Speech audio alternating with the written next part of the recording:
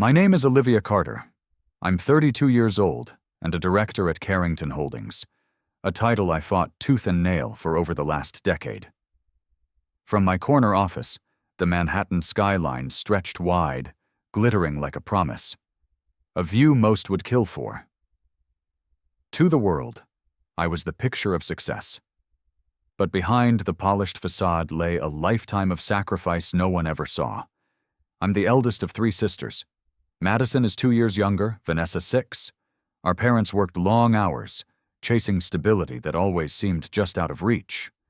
I was barely old enough to braid my own hair when I first heard, "Olivia, can you watch Vanessa for a bit?" My mother smiled as she grabbed her purse. "I'll be right back." That bit turned into 3 hours. I sat on the worn couch, rocking a red-faced, wailing infant until she fell asleep against my shoulder. When Mom returned, she barely blinked. "You're such a lifesaver, Olivia. Not many could do what you do." And that was it, the beginning. Soon, it wasn't just a bit. Grocery runs, nail appointments, dinners out with friends, all came with the same instructions. "Watch your sisters. You're the responsible one." My friends played tag until the sun dipped below the rooftops. I stayed home, wiping Vanessa's nose and keeping Madison from shoving crayons up her nose. By 12, the weight of our home felt permanently strapped to my back. One summer evening, with the fridge nearly empty and my parents delayed again, I cracked open a dusty cookbook. Tomatoes, garlic, whatever was left. Somehow I made sauce. It was barely edible, but my parents beamed. "Olivia, we can count on you for dinner now." From then on, homework waited. Dinner didn't. By 16, I was the family's shadow parent. Wake the girls, cook breakfast, school, groceries, laundry, dinner, repeat. The day I told my mother I wanted to audition for the school play, she blinked as if I'd asked to move out. "But who will take care of everything?" My father chuckled. "Olivia knows her priorities. She always puts family first." That night, I cried into my pillow, quiet enough not to wake anyone. Dreams shriveled on my lips, acting, traveling, even simple afternoons with friends, all filed away under someday. Then came senior year, spring break, Miami Beach. I'd worked 6 months at the local cafe, tucking away every tip, dreaming of that ocean breeze. My suitcase sat packed by the door. The plane ticket was printed and pristine. That night, they called me into the living room. "Olivia, honey, we need to talk." My mother's voice was laced with guilt. "Grandma's sick. We're flying to Texas tomorrow. Can you stay with the girls?" I stared at them. "My flight's tomorrow. I've planned this for months." Dad sighed. "We know, but it's an emergency. You're the only one we trust." "What about Grandpa?" I asked, grasping for options. "Working double shifts," she replied. "We'll cover your cancellation fee." And just like that, Miami vanished. My friends sent me pictures, sun-kissed smiles, waves crashing in the background. Meanwhile, I sat home, playing chauffeur to 16-year-old Madison and 12-year-old Vanessa. What was supposed to be a weekend stretched to a week. When they returned, tanned and relaxed, Mom casually let it slip. "The retreat was wonderful. Sometimes parents need time for themselves, too." That was the moment it all crystallized. College didn't come easy, but I made it happen. Scholarships, part-time jobs, late nights, all of it, because I had to. Then came the call, my mother's voice practically bursting through the phone. "Olivia, Madison got into Princeton." I smiled, genuinely happy. Madison had always been brilliant. "There's just one problem," Mom added, her tone shifting. "The tuition. And with Vanessa's college coming up, it's a lot for us alone." And just like that, I understood exactly what was coming next. "Mom, I don't have that kind of money," I said, the words heavy on my tongue. There was a pause, then her familiar sigh. "But you're on a scholarship, right? And you work part-time." "That's to cover my tuition, Mom. Maybe Madison should get a job too." A sharp intake of breath. "Olivia, Princeton is an incredible opportunity for her. She didn't get a scholarship and she wants to focus on her studies." Before I could argue, my father's voice slid into the conversation. "Isn't that what family is for? To help each other?" Help. That word clanged like a warning bell. In the end, it wasn't really a choice. I took on a second job. Mornings in the campus cafe, nights waiting tables at a bar downtown. My days blurred into a haze of classes, shifts, and exhaustion. Social life, gone, sleep, a luxury. For 2 years, I ran on fumes, my wages split between Madison's tuition and scraping by for my own survival. The day of my graduation should have felt triumphant. Instead, it was hollow. I scanned the crowd and found only one familiar face: my father. My mother was off at Madison's university event. Vanessa had finals. "Sorry, Olivia, but you're fine, right? You've always been so independent," Dad offered, like that was a compliment. I started at Carrington Holdings as an analyst. 30 fresh faces eager to climb. I clawed my way up by working harder and longer, becoming the first in and the last out. It paid off. Promotions came. Lead analyst, manager, director. But every time the phone rang, it was never about me. Only when my family needed something. Madison's wedding was the first big ask. She was 23, marrying Eric, and naturally I became the wedding planner, crisis manager, and maid of honor.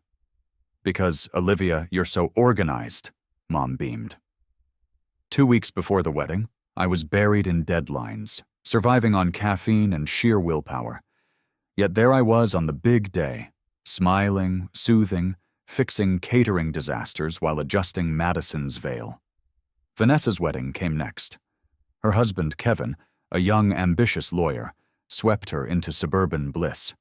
I ran that show too. A year later, Vanessa announced her pregnancy. When Mason was born, I spent weekends scrubbing bottles and folding baby laundry while she praised, "Olivia, we don't know what we'd do without you."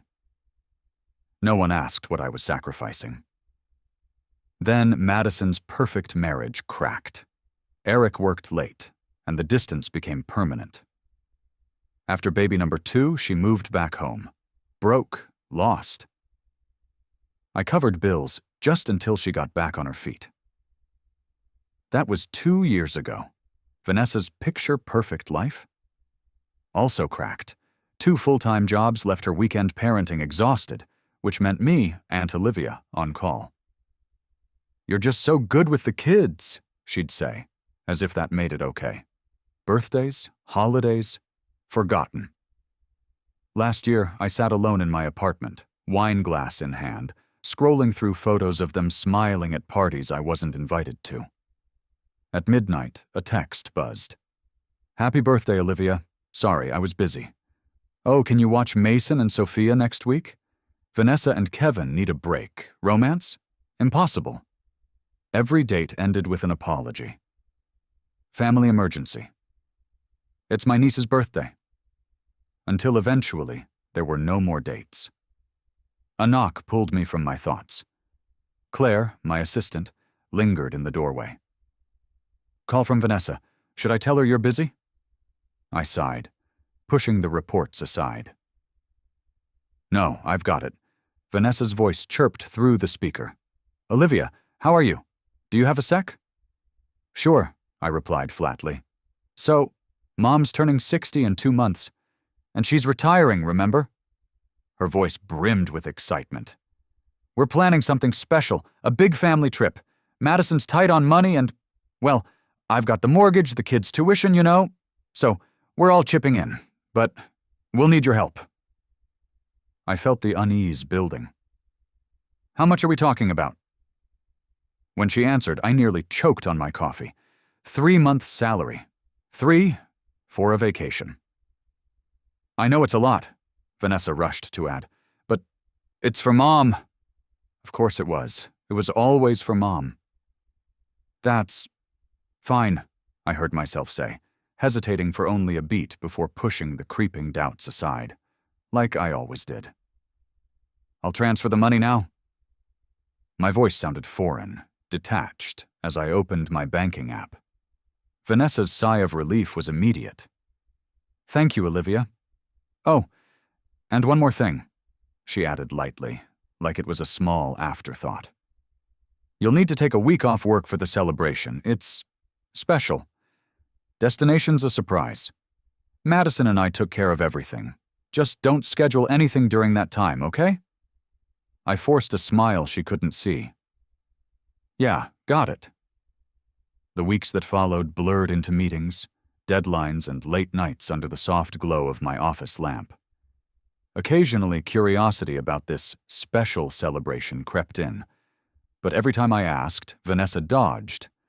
Vague smiles, quick subject changes. And eventually, I stopped asking. There was always more work. Then the day arrived. I'd just sealed an important deal, the kind that should have left me satisfied, proud.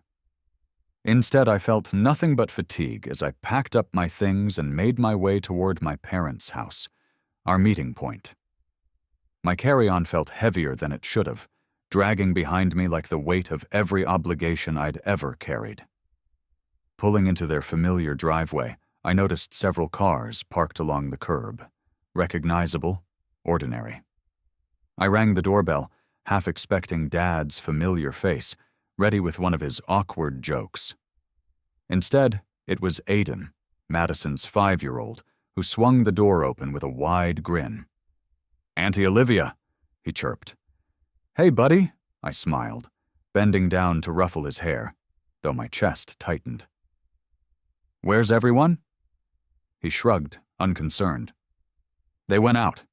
Grandpa said you'd be here soon. I stepped inside, the house unsettlingly quiet except for the soft sounds of children playing. In the living room, Vanessa's baby Sophia napped on a blanket. Her brother Mason built towers from plastic blocks. And Madison's daughter Ella was sprawled on the floor, doodling. Not an adult in sight. Aiden, sweetheart, where did they go? I asked, heart pounding. He blinked. I don't know. Grandpa just said to wait for you. That's when I noticed the envelope, neatly placed on the dining table, my name scrawled across the front in my mother's delicate script. Hands trembling, I opened it. Olivia, we've already left for Silver Pines Retreat. Adults only. After years of raising kids, we finally get to enjoy some freedom. Don't worry. We stocked the fridge and left an emergency contact list. Mason needs his meds at 4 p.m. Please don't forget. Babysitting service was fully booked, and you're the only one we trust. We'll take lots of pictures. Enjoy your time with the kids. Love, Mom. P.S. Don't take this the wrong way. Just do your best, as usual. The words blurred. I read it twice, 3 times. It didn't change. They were gone, without a conversation, without consent. They took my money, planned my week, and left me holding the bag. Again. I fumbled for my phone, dialing Mom. Voicemail, Vanessa. Voicemail, Madison. Same. It rang twice more before Vanessa finally picked up. Hey, Olivia, you're there? What the hell is this, Vanessa?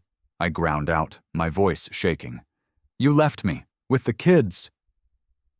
Silence, then a defensive huff. It wasn't my idea. Mom just said, you're always so good with them, so responsible. You'd understand. I never agreed to babysit, I snapped. I took time off. I thought we were celebrating together. But you don't have kids, Olivia. You don't need this trip like we do. Her voice softened, like that made it reasonable. We just need a break. We've been tied down so long. We deserve this, don't we? Her words hit harder than I expected, splintering something inside me. You know what? Fine, I breathed. I'll call a professional sitter. I'm leaving. I'll meet you there. What? No! Vanessa's panic burst through. We can't leave the kids with strangers. Mason gets anxious. Sophia's still a baby. You're the only one we trust. Exactly. Always me. My voice dropped, bitter. Because it's always been me. Olivia, please, she pleaded. You're our rock. You've always been the one holding this family together. That was it. The moment something sharp and cold snapped into focus. Not anymore, I said, my voice steady, final. I'm calling someone now, a professional, for their safety. You can't, she started, but I ended the call. My hands trembled as I set my phone down. For the first time in my life, I wasn't swallowing it. I wasn't sacrificing myself. I dialed 911, my voice surprisingly clear. I need to report child abandonment. And just like that, the cycle broke. The next call I made was to the National Child Abuse Hotline. The operator's calm, steady voice was the only thing grounding me as I detailed everything. They assured me a report would be filed immediately and help was already on the way. Once I hung up, I typed a single message and sent it to every family member. The children were left unsupervised. I've contacted the police and child protective services. You should come back immediately. It didn't take long. My phone lit up like a beacon, call after call. But I let it ring. Instead, I knelt down on the carpet and helped Aiden build a tower of blocks while Sophia slept peacefully. The kids didn't need to see the storm brewing. About an hour later, the police cruiser pulled up, its lights flashing silently in the fading daylight. 2 officers stepped inside, assessing the scene with professional calm. 30 minutes later, a social worker arrived. Young, serious-eyed, carrying a clipboard that already felt like judgment. I told them everything. By the time the sun dipped low, turning the sky a bruised purple, the front door flew open. My mother rushed in, breathless and wild-eyed, Vanessa and Madison scrambling in behind her, faces pale. Olivia! Mom's voice cracked. What have you done? One of the officers stepped forward, voice even but cold. Ma'am, are you the guardian of these children? Yes, she stammered. I'm their grandmother. He nodded sharply. Then you should know leaving minors unattended is a serious offense. Mizo Carter made the report. She did the right thing. But Olivia was supposed to... My mother sputtered, reaching for me. No, I cut in, voice steady. I was never asked. You left without a word and assumed I'd clean up your mess. Again. The social worker's gaze hardened. I'll need IDs from all of you.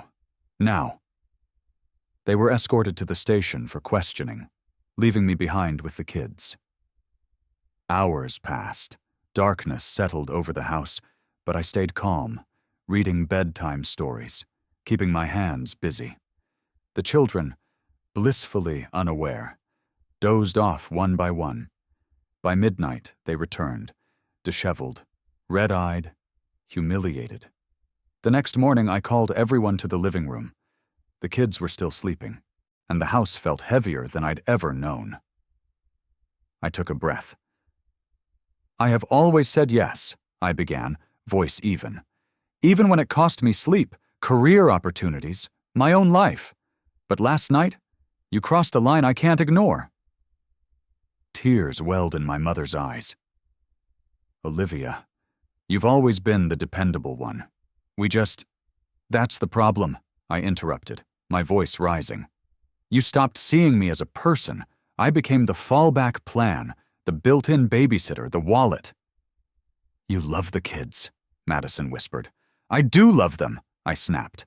But love doesn't mean being used. You took my money, my time, and my trust without asking. And you justified it because I'm single? Because my life doesn't aid me as much? Silence. Guilt bloomed on their faces. You will face the consequences now, not just apologies. Real consequences, I said. I've already spoken to the authorities. Child Protective Services will decide what happens next." "Olivia," my mother gasped. "We raised you." I laughed bitterly. "Yes, you did.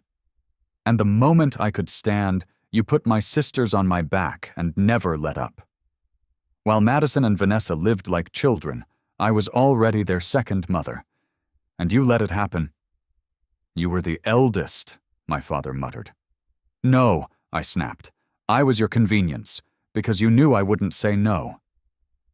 "But we're family," Madison started. "Are we?" My voice shook. "What family does this? Takes the one person who's always been there and treats her like she's disposable? Like her life is less valuable?" No one spoke. Shame colored their faces. "What now?" Vanessa whispered. "That's your problem," I said coldly. "For once you figure it out, I'm done." And I meant it. A year passed like a quiet storm. The police reports were filed. My parents charged with neglect. Community service ordered. Vanessa and Madison were placed under supervised custody arrangements, parenting classes, mandatory visits.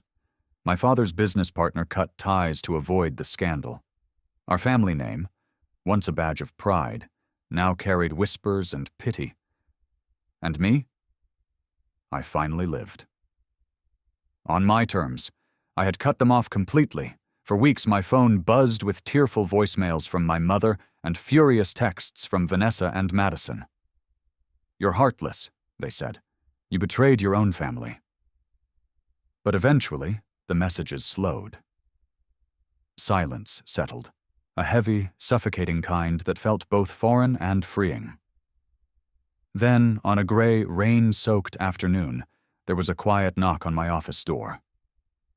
Claire peeked in, her expression uncertain. "Olivia, your mother's here." For a moment, I just sat there, staring at the Manhattan skyline through the rain-streaked windows. Then, with a steady breath, I nodded. "Let her in." She entered slowly, smaller somehow, her once perfect posture gone, replaced by stooped shoulders and a trembling mouth.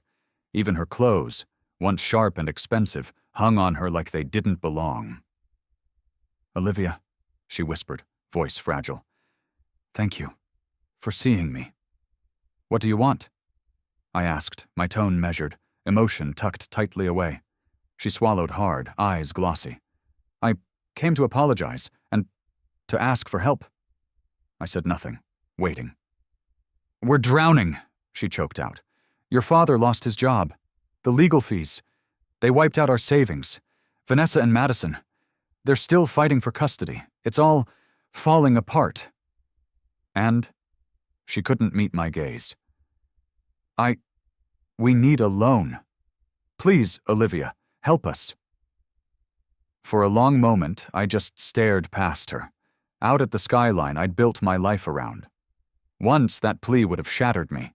Once I would have opened my wallet, my heart, and handed over everything, because that's what I was trained to do. But not anymore. "Mom," I said slowly, my voice steady, almost gentle. "I drew a line a year ago. You didn't just cross it, you trampled it. You used me.